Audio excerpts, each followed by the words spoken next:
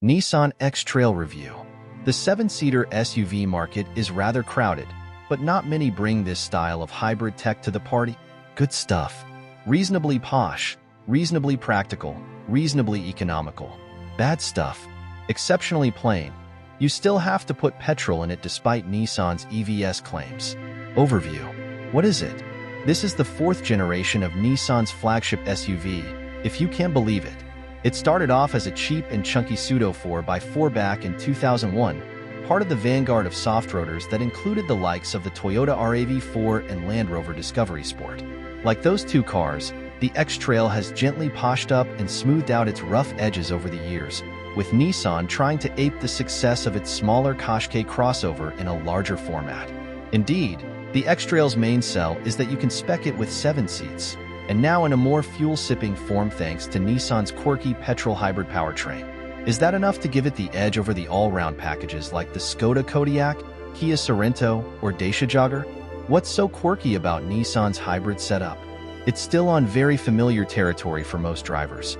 You put petrol in the petrol hole, and the car moves along when you prod the accelerator. Some people care about what happens in between. Some don't. What's interesting about Nissan's e-Power gubbins is that the 1.5-liter 3-cylinder petrol engine doesn't actually power the wheels. That's all down to a 201 brake horsepower electric motor. The petrol bit just acts as a generator and has fancy tech that enables it to vary its compression ratio to burn petrol more efficiently at different loads. The standard configuration is 2-wheel drive, but you can spend a bit more and get your X-Trail kit out with an extra 134 brake horsepower e-motor on the rear axle for 4-wheel drive, or E4-horse, as Nissan calls it. The onboard computer trickery tells the car to produce the power where it's needed, which means the 4x4 version of the X-Trail produces 211 brake horsepower at the wheels. So will I need to plug it in? People's reactions to the words self-charging will vary in extreme ways. But Nissan is marketing the X-Trail as an electric vehicle that charges itself up. Nice try. This sort of hybrid powertrain is a solid bridging technology to full electric though. Instead of plugging it in, the car stores up energy that would otherwise be wasted under braking and keeps it safe in a reasonably tiny 2.1 kilowatt-hour battery. There's a mild hybrid option available too, which just has the 161 brake horsepower 1.5-liter petrol from the hybrid cars powering the wheels, but with the help of a mildly beefed-up battery that enables it to coast and use stop-start for extended periods. The entry-level mild hybrid manages the 0 to 62 miles per hour run in 9.6 seconds, the 2WD hybrid in 8 seconds, and the 4WD model in 7 seconds, while fuel consumption for the 3 comes in at around 40 miles per gallon, 50 miles per gallon, and 45 miles per gallon.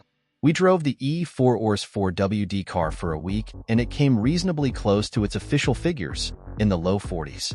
Is the X-Trail as posh as it thinks it is? If you're trading up from a lesser Nissan, or even a lesser older X-Trail, you'll be impressed by the swanky interior that's available in top-spec trims.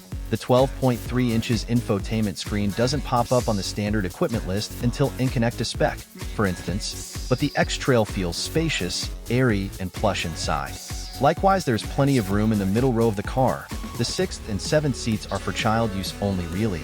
In the low window line along the doors and panoramic roof, standard on Technicars, optional on Inconnecta, let plenty of light in. Nissan X-Trail, 2013 to 2022. We didn't rate the shiny plastics around the gear selector and touchscreen mind. They get smeared with fingerprints and other grubbiness quite quickly. At least there are plenty of storage areas up front to hide your microfiber cloth in. There were elements of the car we drove where the build quality let the overall package down. A bit of thunk over small bumps, say, or the variable boot floor that rattled and created a fuss over speed humps. Any other rivals I should look at? Beyond the Kodiaq, Sorento, and Jogger, you've got the Toyota RAV4, against which this car was benchmarked, and the new Mazda CX-80. Heck, we'd throw the Hyundai Santa Fe into the mix as well, although Nissan thinks it's too large to count as a direct alternative. What's the verdict?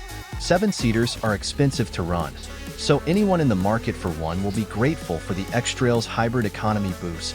The latest version of the X-Trail looks much less like its Qashqai sibling these days, but has borrowed a lot from its sibling and retains the useful traits of practical day-to-day family usability and economy. 7-seaters by their nature are expensive to run. So anyone in the market for one will be grateful for the added economy boost from the hybrid setup, even if it doesn't offer the most engaging driving experience. This segment is as crowded as they come, though, and it's a pity there isn't much more to the X-Trail than being big and frugal.